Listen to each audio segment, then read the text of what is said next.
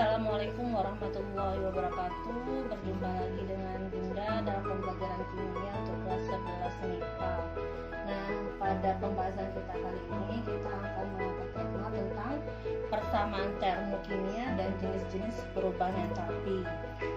Nah, jadi minggu kemarin sudah sama-sama kita pelajari ya nak ya, tentang apa itu azas kekekalan energi, apa itu energi dalam, kemudian sistem dan lingkungan, kemudian reaksi eksoterm dan endoterm, dan juga persamaan termokimia sudah kita singgung sedikit. Nah, pada pembahasan kali ini kita kaitkan antara persamaan termokimia dengan diagram tingkat energinya, sekaligus kita membahas tentang jenis-jenis perubahan entalpi. Oke, sekarang Anda ada dua contoh soal. Dua contoh soal ini nanti akan Bunda sharekan di grup belajar kita, dimana soal pertama ini ada anak bernama Rivian, ditugaskan oleh gurunya membuat persamaan termokimia dan diagram tingkat energi untuk pembentukan 1 mol padatan NH4Cl dari gas N2H2 dan Cl2. Dari perhitungan didapatkan perubahan entalpi NH4Cl itu sebesar min 314,4 kJ per mol. Nah, pertanyaannya adalah seperti apa persamaan termokimianya dan diagram tingkat energinya. Nah, sebelum kita bahas persoalan pertama ini, yang perlu Ananda perhatikan di sini, untuk membuat sebuah persamaan termokimia, Ananda harus terlebih dahulu memahami apa konsep persamaan reaksi di dalam kimia. Nah, ketika di kelas 10 kemarin Ananda sudah belajar tentang persamaan reaksi stoikiometri, di mana persamaan reaksi itu terdiri dari spesi atau bagian yang disebut reaksi dan satu bagian lagi yang disebut sebagai produk atau hasil reaksi. Nah, kemudian di dalam suatu reaksi juga terdapat penjelasan berupa fase-fase dari senyawa yang terlibat dalam sebuah reaksi.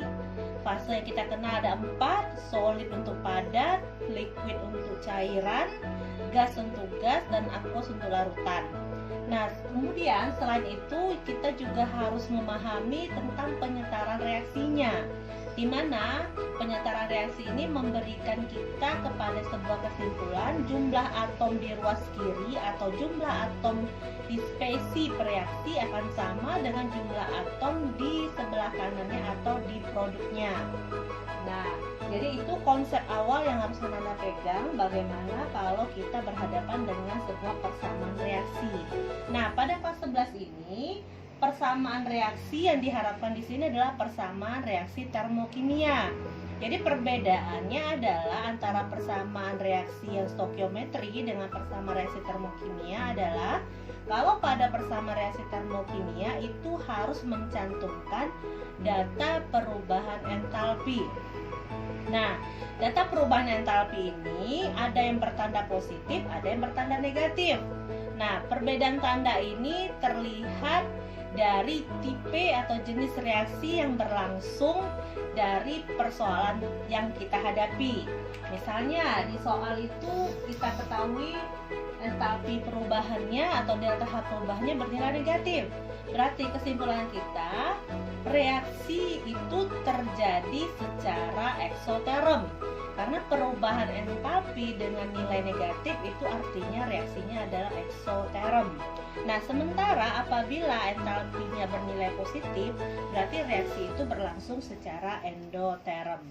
Nah, itu sudah kita kupas pelajarannya minggu yang lalu tentang reaksi eksoterm dan reaksi endoterm. Oke, nah sekarang kita masuk bagaimana menyelesaikan persoalan seperti ini. Tentu sebelum kita masuk ke diagram tingkatnya, kita terlebih dahulu memahami persamaan termokimianya. Itu yang harus kita buat terlebih dahulu. Nah, cara membuat persamaan termokimia itu sama dengan kita membuat persamaan stoikiometri awalnya. Jadi kita pahami dulu redaksi atau kalimat soalnya. Dimana di sini katanya pembentukan 1 mol padatan NH4Cl. Nah, berarti ini adalah reaksi pembentukan. Kalau reaksi pembentukan berarti produknya di sini adalah NH4Cl. Kenapa itu disebut produk? Karena di sini ada kalimat pembentukan 1 mol padatan. Berarti dibentuk padatan NH4Cl sebesar 1 mol dari gas N2, H2, dan Cl2. Artinya gas N2, H2, dan Cl2 itu bertindak atau terlibat sebagai reaktan. Nah, kita susun dulu bersama reaksinya. Nah, reaktan itu terdapat di sebelah kiri tanda panah atau sebelum tanda panah. Kita tulis N2, jangan lupa fasenya gas ditambah H2 juga jangan lupa fasenya gas ditambah Cl2 itu fasenya juga gas menjadi NH4Cl ini fasenya solid. Oke, nah biar lebih jelas Bunda pindahkan sedikit ke bawah biar tidak terpotong nantinya untuk entalpi reaksinya. Oke, ke bawah ya nak ya. Nah, perhatikan tadi N2 fasenya gas ditambah H2 fasenya gas ditambah Cl2 fasenya juga gas. Ini menjadi atau terbentuk padatan NH4Cl. Ini juga fasenya fase gas. Ini adalah NH4Cl adalah fasenya fase padat atau solid. Nah, kalau kita bicara reaksi ini sudah cukup lengkap karena sudah ada pereaktan atau pereaksi dan juga ada produk yang di sebelah kanannya. Nah, tapi ada kekurangannya di sini adalah reaksi ini belum setara. Bisa kita lihat bahwa banyaknya N di sebelah kiri ada 2, di sini N-nya hanya 1, N aja sudah tidak setara. Nah, bagaimana kita menyetarakan sebuah reaksi? Berarti dengan menambahkan koefisien reaksi. Nah, kita sekarang merubahnya. Bagaimana kita menjadikan N di ruas kiri ini bernilai juga 1? Berarti kita tambahkan koefisiennya setengah. Oke, setengah kali 2 itu kan berarti 1. Berarti N di sini sudah 1, di sini juga sudah 1. Itu sudah setara. Nah, kemudian di sini H ini ada 2. Dah, H itu ada 2. Sementara kalau kita perhatikan di ruas kanan H itu ada 4. Nah, sekarang kita akan mencoba membuat bagaimana H di ruas kiri ini jumlah atomnya atau banyaknya adalah sebanyak 4. Tentu dengan juga menambahkan koefisien 2 di sini. Nah, sekarang kita perhatikan yang Cl lagi. Cl di sini 2, di sini 1. Berarti ini perlakuan Cl sama dengan N2. Berarti kita tambahkan koefisiennya 1/2. Nah, sudah? Nah, kalau kita bicara ini perbandingan koefisien itu kan sama dengan perbandingan molarnya. Berarti ini kan setengah banding 2 banding setengah banding 1. Artinya dari reaksi ini pembentukan NH4Cl ini terbukti bahwa di sini hanya 1 mol dari padatan NH4Cl yang terbentuk. Nah, berarti reaksi kita secara stoikiometri sudah benar. Nah, tapi yang dituntut di sini bukan reaksi dalam stoikiometri, tapi reaksi persamaan termokimia. Apa yang kurang di sini? Berarti kurangnya adalah delta H-nya. Nah, bagaimana kita menulis delta H? Berarti kita tulis saja di ujungnya. Delta H sama dengan min 314,4. Jangan lupa satuannya nanti adalah kilojoule per mol. Oke, kita tuliskan satuannya. Nah, sudah. Jadi untuk menjawab pertanyaan pertama ini sudah selesai langkahnya, di mana persamaan termokimia didapat dari soal ini adalah setengah N2 fase gas ditambah 2H2 fase gas ditambah setengah Cl2 fase gas akan terbentuk NH4Cl dalam fase padatan dengan nilai entalpi pembentukan. Nah, tentu ya di sini kan ada yang kurangnya nak ya. Jangan lupa bahwa delta H sebesar min 314,4 itu adalah entalpi pembentukan. Nanti kita lambangkan nanti delta F. Nah, sudah lengkap persamaan termokimia kita. Nah, berarti sekarang tinggal kita menjawab bagaimana membuat diagram tingkat energinya. Dan Untuk membuat diagram tingkat energi, pedoman kita atau panduan kita adalah bagaimana kita mentransfer istilah reaksi eksoterm dan reaksi endoterm ke dalam sebuah diagram tingkat. Oke, nah sekarang kita perhatikan kalau disebutkan diagram tingkat itu ada berarti garis seperti ini, sumbu X dan sumbu Y.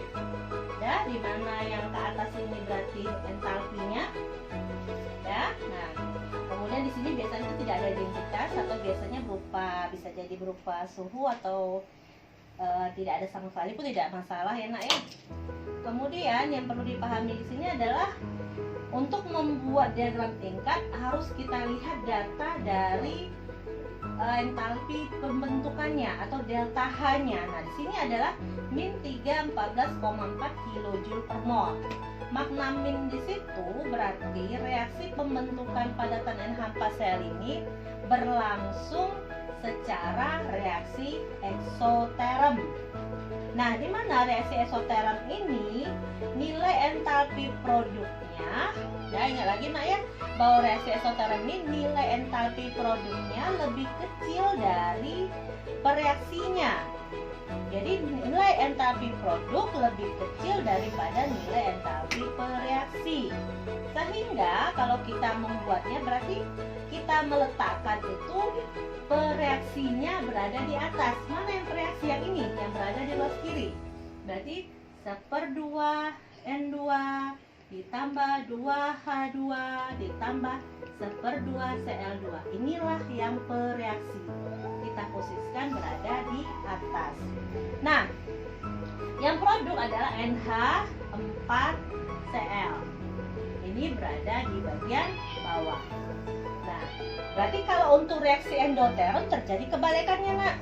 Kalau endoterm berarti pereaksinya ini di bawah, produknya berada di atas. Karena apa? Karena entalpi perubahan produknya itu lebih besar daripada entalpi reaksinya, sehingga nilai entalpi untuk reaksi endoterm itu bernilai positif. Nah, sekarang tinggal kita buat panahnya ke bawah. Ya, berarti ini kan kita mengartikan bahwa pembentukan N2 tambah H2 tambah Cl2 akan menjadi NH4Cl dengan perubahan entalpinya sama dengan min 314,4 kJ per mol. Nah, sudah lengkap semua datanya kita, sudah ada persamaan termonya juga sudah ada, kemudian diagram tingkatnya juga sudah ada ya.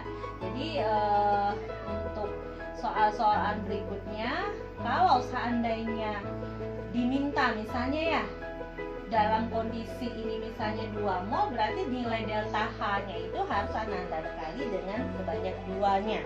Berarti berapa banyak entalpinya, berapa banyak mol yang diinginkan, entalpinya harus dikalikan sebanyak mol tersebut. Nah, itu aturannya untuk persamaan termokimia.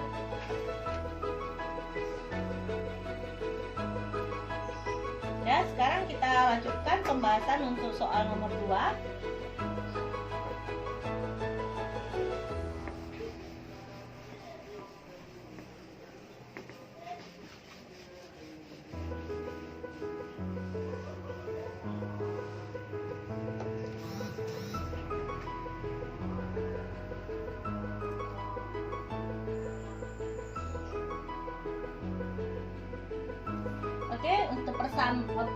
Untuk soalan nomor 2 ada 2 bagian di mana A dan B itu sebenarnya saling bersambung ya. Nah, untuk kasus A itu sama dengan soalan kita nomor 1, di mana di sini adalah juga entalpi pembentukan dari H2O. Nah, jadi Ananda harus pahami dulu bahwa pembentukan H2O itu terbentuk dari gas H2 dan O2. Nah, kita tinggal buat lagi persamaan reaksinya untuk yang A enak ya. Kita mulai dari persamaan termokimianya. Nah, bagaimana kita membuat? Berarti kita harus pahami berarti H2 itu adalah sebagai produknya. Ya. Nah, kemudian H2A ini terbentuk dari H2O terbentuk dari H2 dan O2. Tentu ini H2 fase gas, O2 juga fase gas. Nah, kemudian terbentuk H2O bisa ini fase liquid atau bisa juga fase gas. Ada, jadi sekarang selanjutnya seperti rangkaian tadi kita harus melihat dulu apakah reaksi ini sudah setara apa belum. Nah, kita lihat satu persatu unsurnya. H2 di sini 2, di sini juga sudah 2, berarti sudah setara. Ya, O2 di sini 1, di sini O2-nya setengah. O2-nya adalah 2. Nah, bagaimana kita menjadikan ini 1 biar sama di luas kanan? Berarti tinggal kita tambahkan koefisien setengah. Ya. Nah, kalau bicara persamaan termokimia tadi harus disertai delta H. Delta H F tentunya, di mana adalah entalpi pembentukan standar. Ya, ada entalpi pembentukan standar sebesar apa? Min 285,85 kilojoule. Kemudian, nah, kalau kita bicara persamaan termo sudah selesai. Nah, berikutnya kita akan membuat diagram tingkat sama saja seperti tadi. Ya, kita buat. Karena di sini adalah H-nya atau entalpinya. Nah, kita perhatikan. Lihat lagi tandanya. Kalau tandanya negatif berarti reaksinya adalah eksoterm.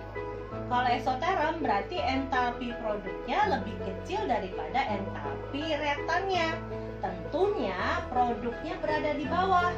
Produk siapa? H2O. Ini dia. Nah, siapa reaktannya adalah H2 ditambah setengah O2. Ini reaktan terletak di atas. Panahnya kemana? Panahnya ke bawah. Kemudian apa di sini kurang? Delta H-nya sama dengan min 285,85 kilojoule. Nah, itu untuk yang soalan nomor A. Nah, sekarang yang B ada sedikit perbedaan dengan contoh kita yang pertama dengan yang 2A. Kenapa di sini berbeda? Kalau pada A dan pada nomor 1 dan nomor 2A itu jelas terjadi pada kondisi dia 1 mol. Nah, sekarang untuk nomor 2 ini kita nggak jelas ini berapa molnya. Tapi kita punya data di situ adalah ada diuraikan. Diuraikan 10 gram air menjadi hidrogen dan oksigen. Artinya apa? Kalau pada soal nomor 1 dan soal nomor 2 itu adalah reaksi pembentukan. Ya. Nah, pada soalan nomor B ini adalah reaksi penguraian. Nah, bedanya di mana nih, Bun?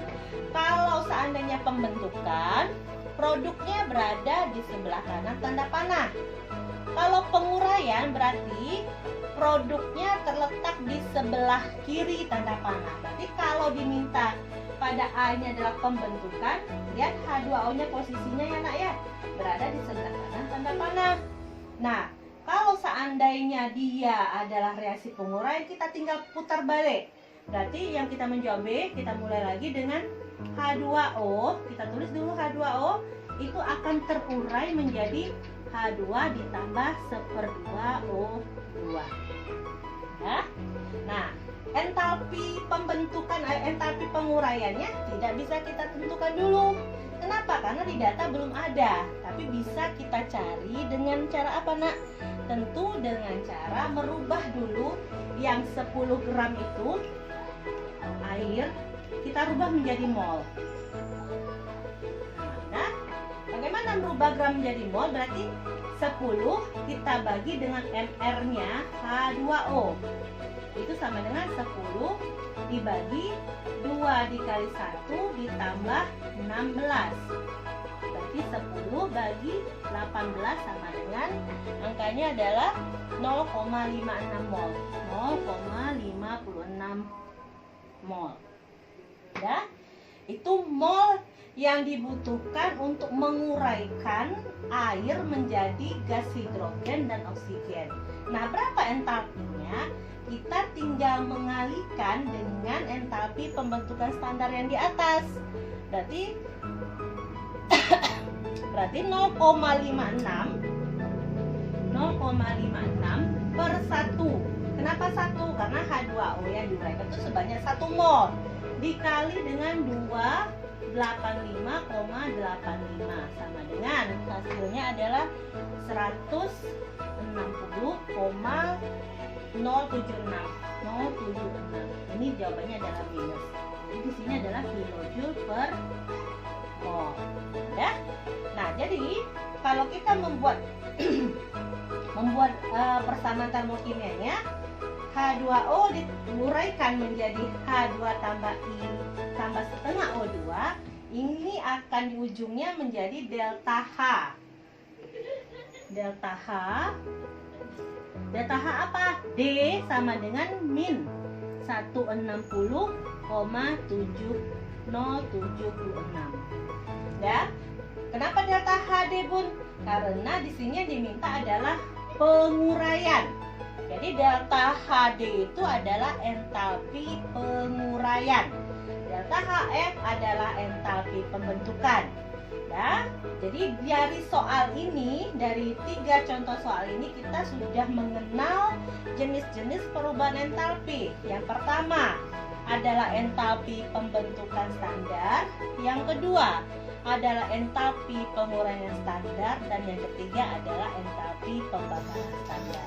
Nah, untuk entalpi pembakaran tidak ada di contoh soal. Cuman untuk lambang, kalau pembentukan dilambangkan dengan delta HF, untuk penguraian delta HD, untuk pembakaran adalah delta HC. Ya. Nah, kemudian untuk soal nomor 2B itu kita lanjutkan dengan menuliskan diagram tingkat energinya sama seperti yang ini. Ya, menuliskannya sama seperti yang ini, tidak ada perubahan. Cuman permasalahannya sekarang adalah kalau diuraikan itu berarti H2-nya tetap berada di bawah, H2 tambah setengah O2 tetap berada di atas, sehingga delta H ini kita ganti dengan nilai min 160,076. Nah, Bunda rasa cukup jelas apa yang kita bahas hari ini. Mudah-mudahan Ananda puas. Untuk soalnya biar jelas tergambarnya nanti Bunda sharekan di grup belajar sehingga Ananda bisa memahaminya kembali, belajar tahap demi tahap, sedikit demi sedikit. Oke, Bunda mohon maaf atas segala penyampaian yang kurang sempurna mungkin ya. Tetap semangat belajarnya, tetap berupaya menjadi yang terbaik, dan tetap sabar dan ikhlas dalam menghadapi semua cobaan yang diberikan oleh Allah Subhanahu wa taala saat ini kepada kita semuanya. Oke, terima kasih Nak. Bunda akhiri dengan wabillahi taufiq wal hidayah. Assalamualaikum warahmatullahi wabarakatuh.